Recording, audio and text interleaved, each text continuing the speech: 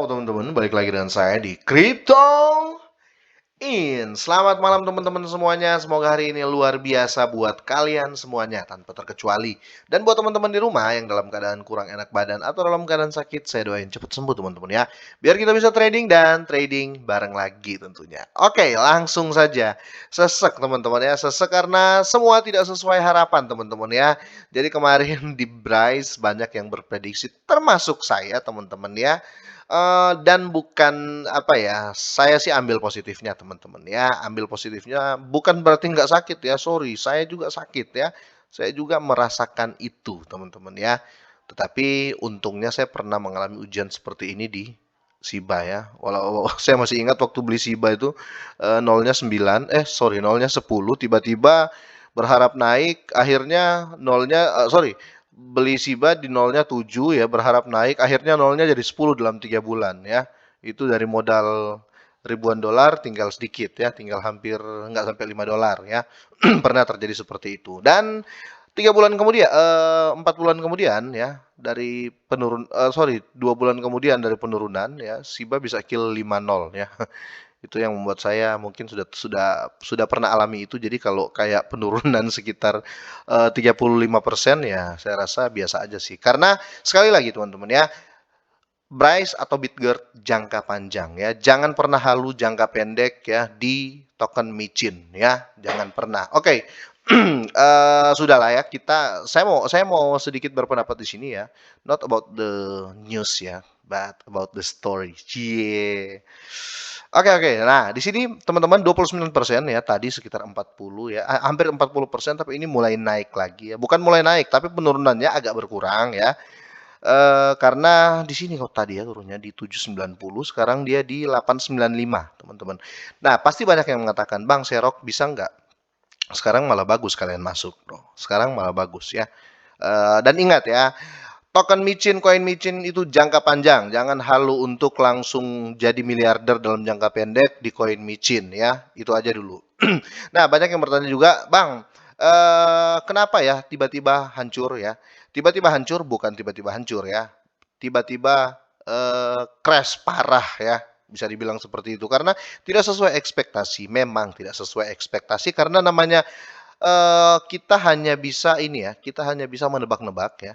Waktu kemarin dia posting yang Lamborghini itu ya, kita hanya bisa menebak dan sekali lagi ya, itu kita bukan magician ya atau kita bukan apa ya, kita hanya bisa menebak. Tapi di sini ambil positifnya karena lagi dan lagi Bryce project besarnya ada ya, itu aja dulu. Jadi lebih tenang saya untuk jangka panjang di Bryce, sangat-sangat tenang ya, karena sudah ada resortnya, sudah ada perusahaan mobilnya nanti. Tapi kita lihat di sini ya, memperkenalkan ya Bitgert model BX1022 ya, SUV elektronik tercepat. Jadi ini mobil listrik ya. Oke lah, sip. Ini akan menjadi proyek yang sangat-sangat utama ya, utama dalam arti fisiknya ya, yang bisa kita pegang, kita lihat, kita foto ya. Ini fundamental. Ini yang dibilang fundamentalnya mulai kelihatan ya. Otomatis ini akan menjadi tenang jika jangka panjang ya. Ini saya pribadi merasa seperti itu. Jadi untuk penurunan seperti ini, saya bisa katakan nanti naik lagi kok, ya enggak? Yang lain pun ngomong, wah, contoh ya, Lunch lagi naik nih ya, pasti banyak yang nggak serok gitu ya, yang ketinggalan kereta pasti ngomong, alah Lunch itu pasti turun lagi kok, pasti gitu kan?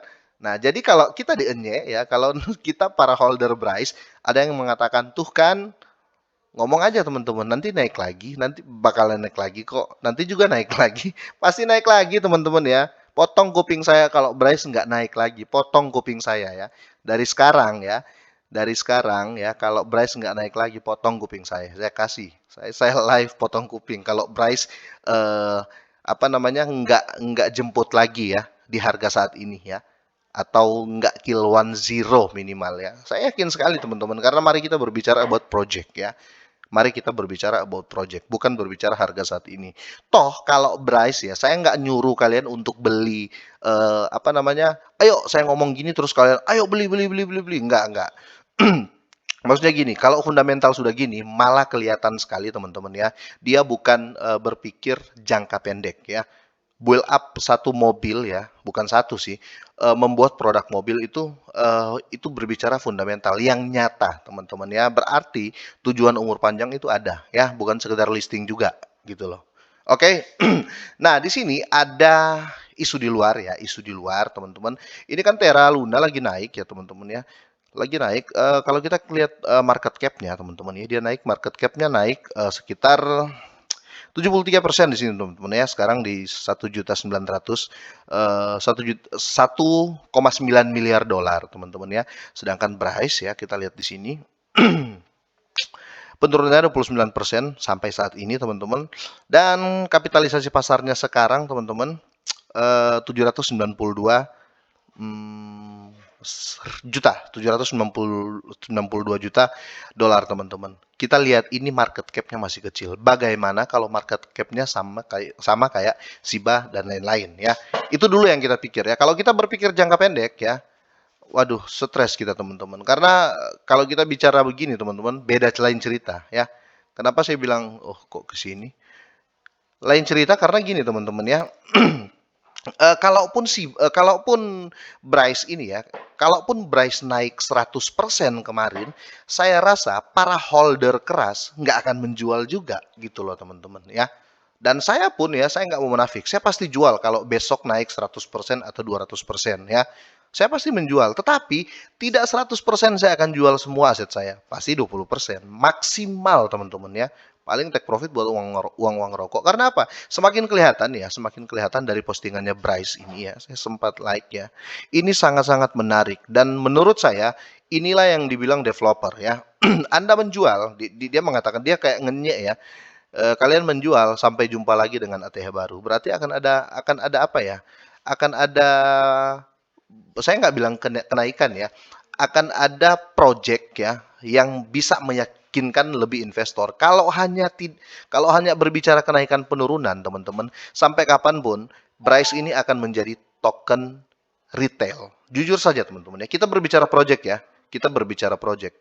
Target Bryce itu investor besar, bos. Investor besar. Ini menurut saya pribadi, teman-teman ya. Kalian telaah kalau saya keliru ya. Kalian pikirlah ya, masuk nggak? Kalau cuma sekedar listing ya, yang main itu investor kecil bos. Tapi kalau punya project mobil, yang main bukan investor kecil bos. Yang masuk di Bryce bisa saja ya, bisa saja apa namanya konglomerat dari mana untuk bantu build up. Bisa jadi dia join sama perusahaan mobil besar, iya kan? Jadi ketahuan sekali target Bryce bukan pembeli retail. Target Bryce adalah pembeli yang besar atau investor besar. Kira-kira seperti itu. Jadi penurunan kali ini menurut saya pribadi anggap ini biasa saja ya. Karena namanya cryptocurrency naik turun itu biasa. Dan ingat teman-teman ya, mau aset apapun yang kalian punya ya, jangka panjang kalau itu masih token micin ya. Karena jujur saja di YouTube itu semua komen itu saya nggak bisa jawab ya. Dan kalau lihat juga saya nggak bisa lihat umurnya berapa karena ternyata ada beberapa yang suka ngefood tentang Bryce ya. Yang saya lihat ternyata bocil semua nih ya. Bocil semua. Soalnya pernah juga ada yang ngefood di grup Telegram karena saya rasa waduh ini kayaknya harus konfirmasi nih. Ayo saya bukalah obrolan apa namanya? Saya bukalah ama obrolan voice ya di Telegram grup. Saya bilang, "Ayo naik kita ngobrol di atas." Pas ngobrol suaranya bocil. Anak SMP apa SMA, astaga ketawa saya. Makanya saya tegur. Kalau mau ngefood ya silakan ngefood tapi jangan saling menghina holder ya. Ya, kalau kamu nggak suka sama Bryce ya jangan menghina sorry, kalau kamu nggak pegang Bryce ya, nggak usah menghina Bryce gitu loh. Toh kamu nggak punya Bryce kok ya. Kamu beli token lain ya nggak usah lah ya. Kira-kira seperti itu ya. Biar nggak rusuh gitu loh.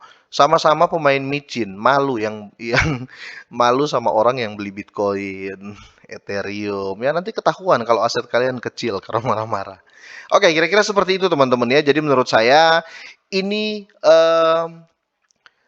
apa namanya? Ini trik ya. Ini trik menurut saya. Trik dari Bryce Bitger ini untuk eh, menjaring investor besar ya.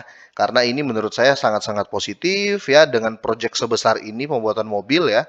dengan proyek sebesar ini bisa kelihatan yang dia cari bukan retail atau bukan fooder. Otomatis fooder itu retail, paling asetnya nggak sampai $100 ya kan.